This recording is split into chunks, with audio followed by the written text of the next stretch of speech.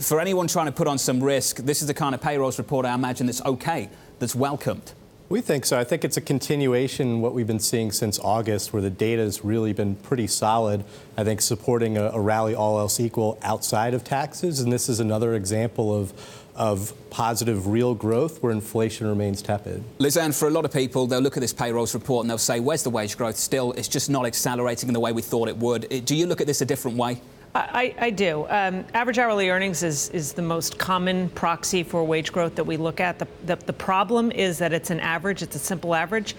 And all you have to do to understand the problems with that at times is, and I'm sure anybody with a Bloomberg can do this, look at just a 3-month smoothed long-term look at average hourly earnings and look at what was going on during the Great Recession. Wages were going straight up almost the entire time.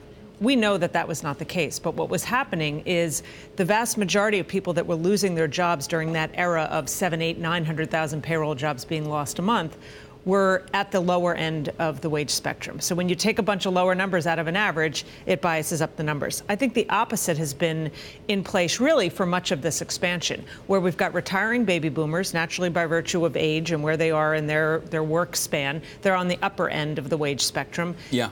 Strong job growth for the younger cohort right now, so that brings in a bunch of lower wages into the mix. That's why I think median measures of wage growth, like the Atlanta Fed does with its wage tracker, may be picking up more accurately the real underlying strength. And that's been running at about a full percentage point higher than average hourly earnings. Danny, the story in the market for you in the labour market in the data has been a story of slack and a little bit more slack and slack. Is that what you still see in the labour market report today? Well, I do, and I don't agree with the comments that were just made. I think we're well above, if you like, the level of full employment. There's lots more slack in the labour market than indicated by the unemployment rate. What people haven't actually talked about is, once again, the employment to population rate went down. We're 3 percentage points below where we were in 2008, and that's why there's no wage growth. Full employment is a long way away. There's lots of slack in the economy. People outside the labour force would come in if there were decent jobs.